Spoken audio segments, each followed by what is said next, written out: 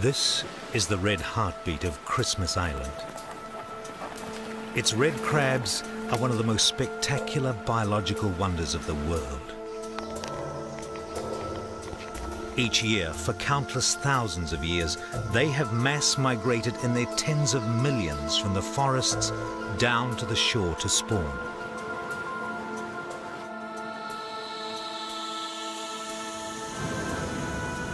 But the red crabs and their unique island ecosystem are now under threat from a small but lethal enemy, the yellow crazy ant.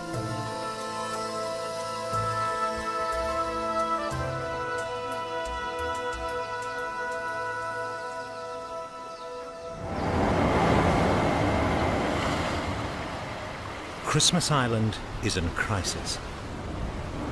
It is facing a threat as alarming as any in its turbulent past.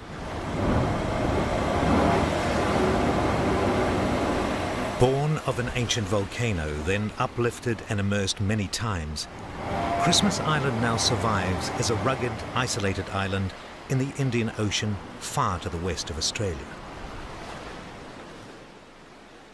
Over millennia, this isolated island grew into a haven and breeding place for sea creatures and sea birds.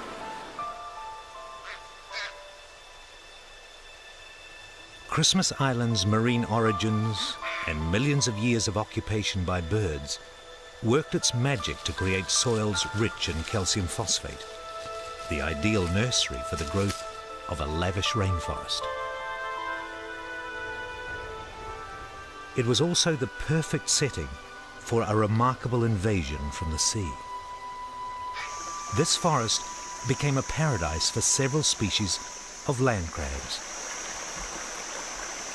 Blue crabs retain the strongest links to their marine past. They have fully developed gills and carry reservoirs of water under their shells.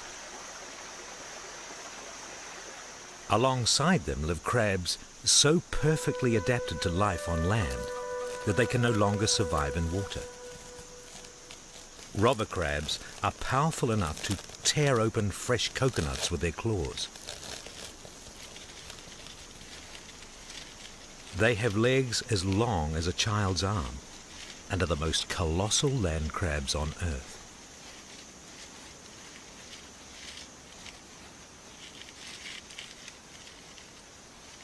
But big as they are, robber crabs do not dominate the forest floor on Christmas Island. That distinction belongs to red crabs. Red crabs dominate through sheer numbers. There are between 80 and 120 million of them living on this small island, and their burrows are everywhere. As they dig their burrows, in their slow, methodical way, they cultivate the forest floor, tilling the soil, aerating and replenishing it.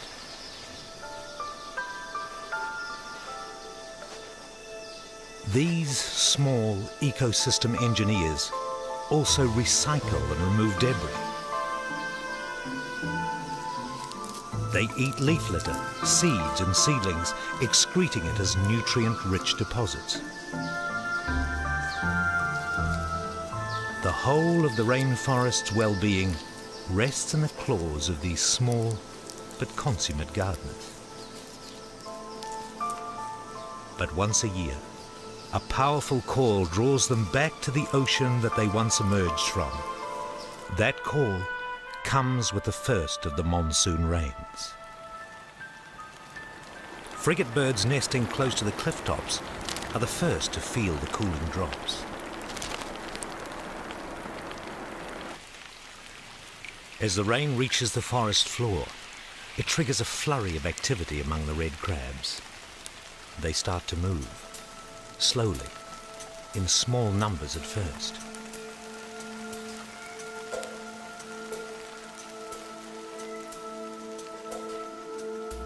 But within a few hours, the movement has spread around the island, and the annual migration back to the ocean is underway.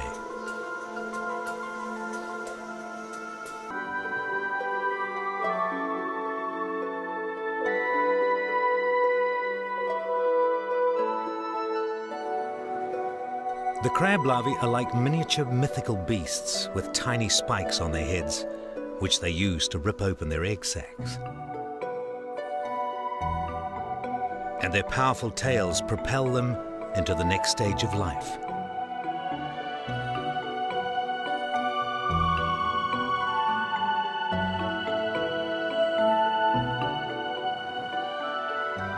The crab larvae will go through several life stages before they come back to the land. During that time, they will be at the mercy of fish, ocean currents, and the weather. Only when the survivors return to land in 3 or 4 weeks will the success of the spawning be known.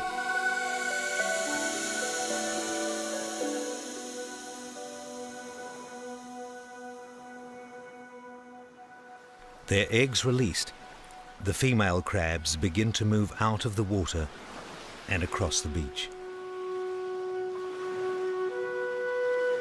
The sun rises upon females with their brood pouches now empty, beginning the long march back to the forest plateau. Among them are a few females who haven't released their eggs. They will spawn over the next few nights.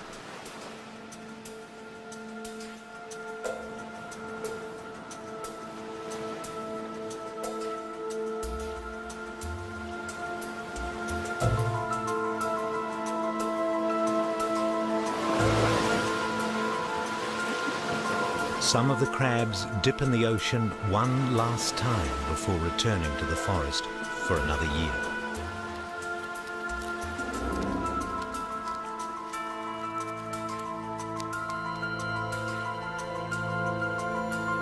The purpose of their journey fulfilled, the females move more easily now. It's been a month since they began their migration.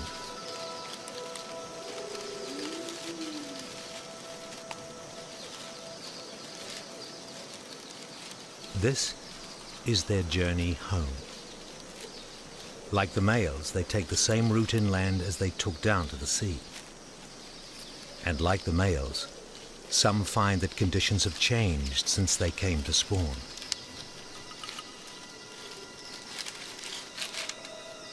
Crazy ants have invaded the burrows on the lower slopes.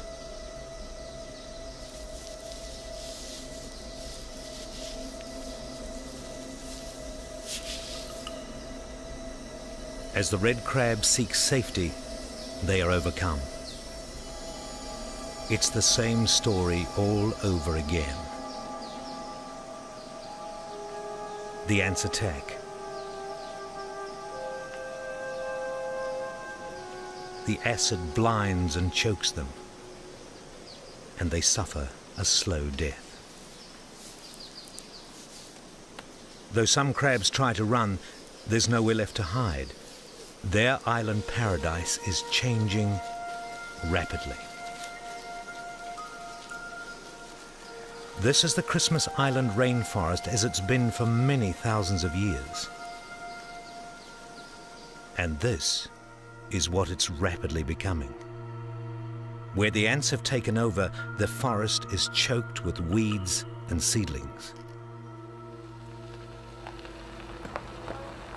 It's not difficult to see the parts of the forest where the crabs have been wiped out. These areas of thick undergrowth are expanding, like the ant colonies. Okay, let's go do it. As part of their strategy, scientists are monitoring the impact the ants are having on the forest itself. So look out for this stinger here, okay? Right here?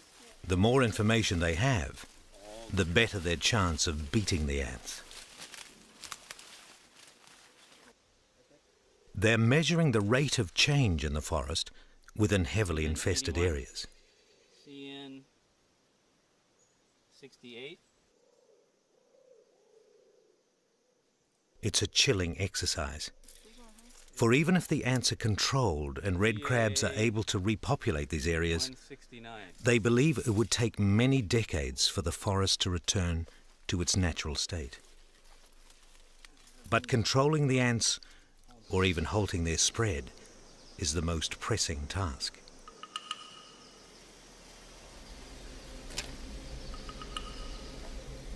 The key to stopping their spread will be in understanding their behavior and, most importantly, working out exactly how workers cooperate by passing on information and food to other members of the colony. Scientists' main hope is that the cooperative behavior of crazy ants can be turned against them, that they will pass poison from ant to ant and that way spread death throughout their colonies.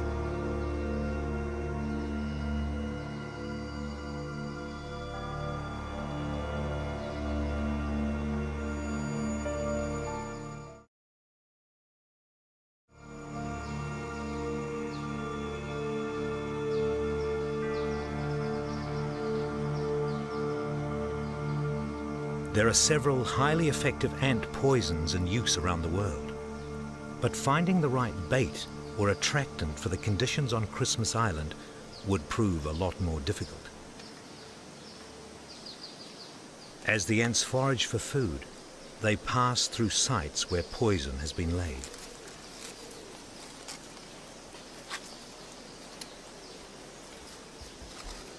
This green poison has a fish oil attractant, but the crazy ants ignore it. Trials with a second yellow poison, which has a carbohydrate attractant, reveals fascinating behavior. A tiny Phodoli ant picks up the bait and is attacked. But the poison is ignored.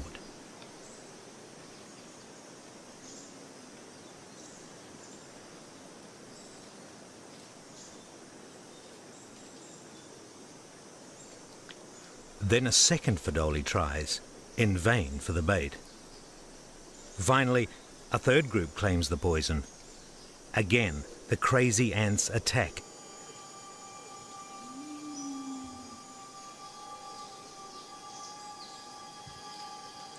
This time, though, as the scientists had hoped, a crazy ant picks up the poison and carries it towards the nest. But it carries it right past the nest, all the way to the colony midden, or rubbish dump, and disposes of it.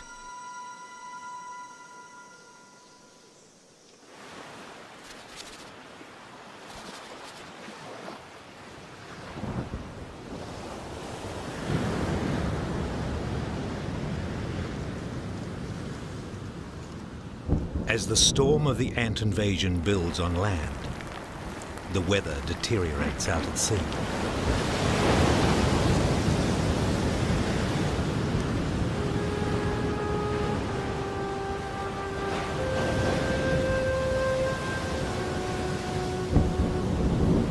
This is no longer the refreshing caress of the monsoon. Christmas Island has caught the edge of a full-blown tropical cyclone.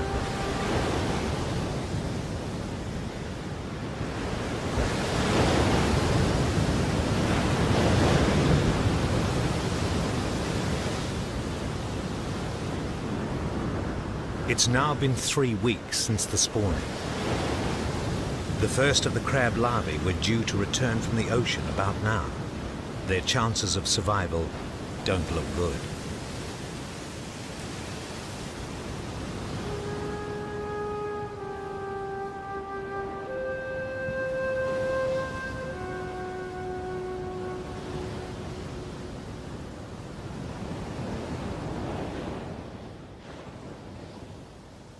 Finally, the storm recedes.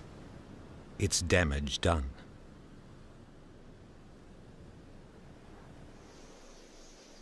This Abbott's booby chick is very lucky to be alive.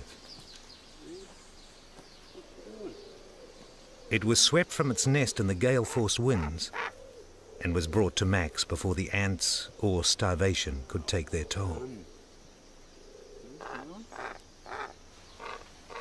He will care for it for at least 6 months, until it is ready to take wing and roam the vast oceans far from Christmas Island.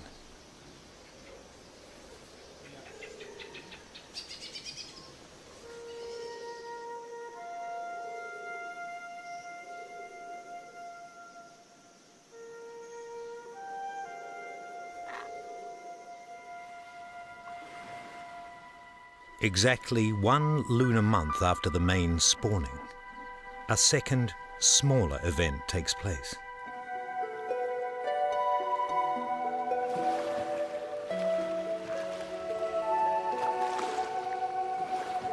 There are fewer females this time, but they perform the same ritual, the same dance of life. The red crabs have one more chance at sustaining their numbers this year.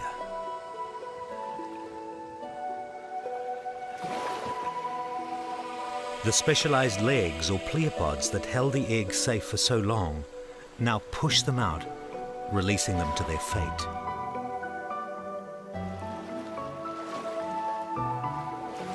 One crab's misadventure is another's hearty meal.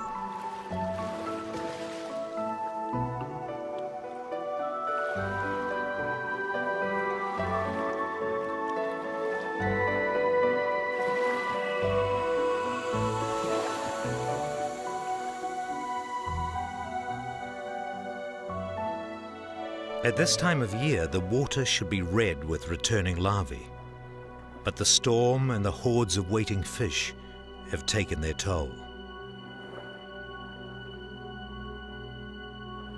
None of the larvae from the first spawning have returned. Although the second spawning offers another small chance, the crab larvae will still have to face the same dangers at sea. On average, only 1 year in 5 yields a successful mass return of young crabs. This will not be a good year. Finally, a few from the second spawning return. Like tiny spiders, this next generation crawls inland, retracing a journey their species has made for thousands of years. Instinct pulls them forward. But in spite of all they've already endured, nothing in their biological inheritance has prepared them for what lies ahead. Crazy ants.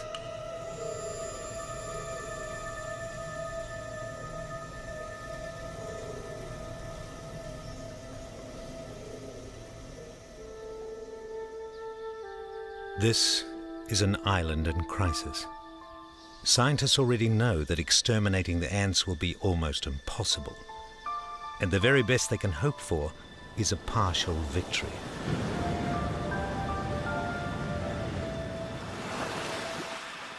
For the island's crabs, that means partial defeat. It's unlikely that we will ever see red crabs in the numbers of years now past. The very heartbeat of Christmas Island is fading, and there will be no easy solution.